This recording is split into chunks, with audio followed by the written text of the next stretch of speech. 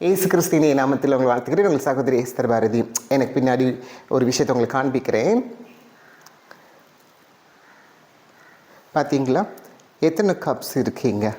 என் height அளவில் பாருங்கள் எவ்வளோ பெரிய கப்ஸ். கிரீடம் வேதம் சொல்கிறது 1 கொரிந்தியர் 9ஆம் அதிகாரம் 25 வாக்கியத்தில் சொல்கிறது, பந்தயத்துக்கு போராடுகிற யாரும் இச்சை அடக்கம் உள்ளவர்களாக இருப்பார்கள். அவர்கள் அழிவுள்ள கிரீடத்தை பெறும்படிக்கு அப்படி செய்கிறார்கள். நாமும் அழிவில்லாத கிரீடத்தை பெறும்படிக்கு அப்படி செய்வோம் என்று வேதம் சொல்கிறது.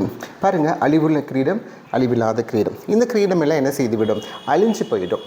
ஆனால் கடவுள் கொடுக்கின்ற நித்திய கிரீடம் எப்பொழுது? சோதனை சகிக்கிற மனுஷன் பாக்கியவான், அவன் உத்தமன் என்று விளங்கின பின்பு கர்த்தர் வாக்குத்தத்தம் பண்ணின ஜீவ கிரீடத்தை என்ன செய்வானாம்? அவன் பெறுவானாம். அன்புக்குரியவர்களே, நீங்களும் நான் இந்த உலகத்தில் பல போராட்டம் உண்டு. அந்த போராட்டத்தில் ஆண்டவருக்கு உண்மையாய் நம்ம உத்தமனாய் இந்த போராட்டத்தில் நம்ம ஜெயிக்கும் பொழுது ஆண்டவர் நித்திய கிரீடத்தை ஆண்டவர் உனக்கு பரலோக ராஜ்யத்தில் கர்த்தர் வைத்திருக்கிறார். ஒரு நாளும் சோதனையை தோத்து போயிடாதீங்க, அதை ஜெயிங்க. கர்த்தர் ஆசீர்வதிப்பார்.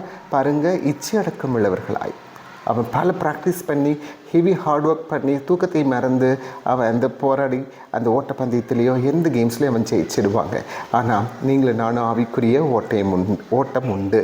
அந்த ஓட்டத்தில் தேவனுக்கு உத்தமமாய் உண்மையாய் நம்ம விளங்கணும். ஆண்டவர் சொல்கிற வாக்கியங்களை நம்ம கீழ்ப்பணிஞ்சு நடக்கணும். அந்த ஜீவக்கிரத்தை பெற்றுக்கொள்ளுங்க. God bless you.